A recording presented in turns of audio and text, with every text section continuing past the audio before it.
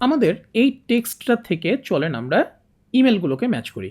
ওকে, so আমরা প্রথমে email আমাদের মাথার মধ্যে আসছে যে এখানে 3টা পার্ট আছে, একটা হচ্ছে এটা, একটা হচ্ছে অ্যাট, তারপর হচ্ছে ডোমেন, তারপর হচ্ছে ডোমেনের টিএলডি। ঠিক আছে, তো ইমেলের নাম, তারপর অ্যাট, তারপর ডোমেনের নাম, তারপর হচ্ছে ডোমেনের টিএলডি। তো প্রথমে আমরা একটা একটা করে ম্যাচ করা শুরু করি। হ্যাঁ, যেমন ফার্স্টে আমরা স্ল্যাশ এটা ম্যাচ করি। ওকে, গ্রেট। কত দূর পর্যন্ত ম্যাচ করবে? অ্যাট সাইন পর্যন্ত। এক্সেলেন্ট। সো আমাদের একটা কাজ হয়ে গেল।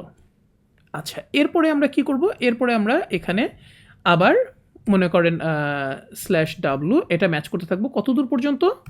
ডট পর্যন্ত। ওকে, এরপরে আমরা কি ম্যাচ করব? এরপরে আমরা ডোমেন ম্যাচ করব। ব্যাস, কত দূর পর্যন্ত?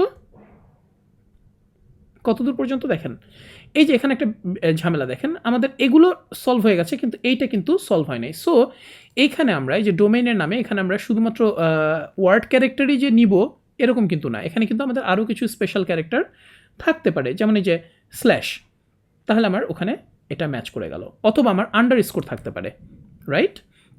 যেমন হচ্ছে শেষে আসি, ধরেন ABCD @abcd_efg.com। আচ্ছা, এখন দেখেন যে এ কিন্তু এইভাবে এটা ম্যাচ করে গেছে, কিন্তু আমাদের তো এটা ম্যাচ করার কথা না, এটা আপনাকে ডোমেইনটা থাকতেই হবে এই যে এই জায়গাটায়, তাই না? এটা যদি না থাকে তাহলে কি এটা ভ্যালিড ইমেল অ্যাড্রেস হলো না? এটা ভ্যালিড ইমেল অ্যাড্রেস হলো না। সো এটা আমাদের অবশ্যই থাকতে হবে। তো তাহলে আমরা কি করতে পারি যে ডটের আগে আমরা একটা স্ল্যাশ দিতে পারি। কেন?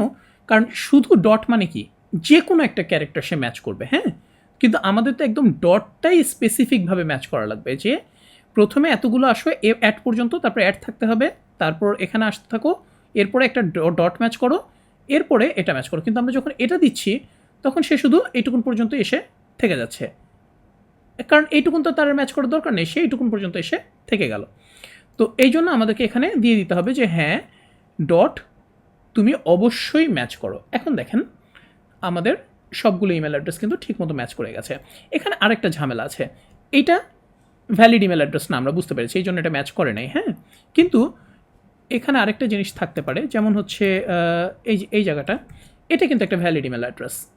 ওকে, কিংবা আমার এখানেও আপনার ধরেন যে আন্ডারস্কোর, এটা আমার ভ্যালিড ইমেল অ্যাড্রেস, এটা আমার ম্যাচ করেছে, কোনো অসুবিধা নেই আন্ডারস্কোরের মধ্যে। আচ্ছা, আন্ডারস্কোরের মধ্যে, তাহলে আন্ডারস্কোর আমাদের নন ওয়ার্ড ক্যারেক্টার। হ্যাঁ, আচ্ছা, এবার ধরেন আর কি এরকম ওয়ার্ড থাকতে পারে, ধরেন J1 2 এগুলো আমাদের ম্যাচ করছে, ফাইন, পারফেক্ট, কিন্তু আমার এইটা ম্যাচ করে নাই এখনও, রাইট? তারপরে আবার ধরেন যে মাইনাস, এটা আমার ম্যাচ করে নাই। তো এগুলোকে যদি আমি ম্যাচ করাইতে চাই তাহলে আমার কি করতে হবে? তাহলে আমাকে এইখানে ওই ওয়ার্ডগুলো, ওই ক্যারেক্টারের জন্য আইডেন্টিফায়ারগুলো দিয়ে দিতে হবে। যেমন আমি এটা চাই, তাহলে আমার এটা ম্যাচ করে গেল। এরপরে আমি কি চাই? আমি প্লাস চাই, এটা আমি ম্যাচ করে গেল। ঠিক আছে, ডোমেইনের নামের মধ্যেও কিন্তু এরকম প্লাস মাইনাস থাকতে পারে কি বলেন? না, থাকতে পারে না, ডোমেইনের নাম কখনো এভাবে প্লাস প্লাস দিয়ে হয় না। তো যাই হোক আর কি, যদি আপনি চাইতেন তো সেই ক্ষেত্রে আপনি এখানেও একটা ওরকম কি বলে প্লাস সাইন দিয়ে দিতে পারতেন। ঠিক আছে, সো আপনি যখনই যেটাই চাবেন এভাবে যদি আপনি প্যাটার্নের মধ্যে অ্যাড করে নেন, ধরেন আপনি সামনে একটা ইকুয়াল সাইন চাচ্ছেন, তাহলে আপনি সেটা ওইভাবে নিয়ে নিতে পারেন। যদি ইকুয়াল সাইন ধরেন না থাকতো তাহলে এটা কি, ওটা ম্যাচ করতো না। সো এইভাবে আপনি যখনই গুছিয়ে বুঝে আস্তে আস্তে আস্তে আস্তে করে আগাবেন, তখন দেখবেন যে জিনিসগুলো আপনার জন্য ইজি, রেগুলার এক্সপ্রেশন মানে ম্যাচ করানো, প্যাটার্ন ম্যাচ করানো অনেক ইজি হয়ে যাবে।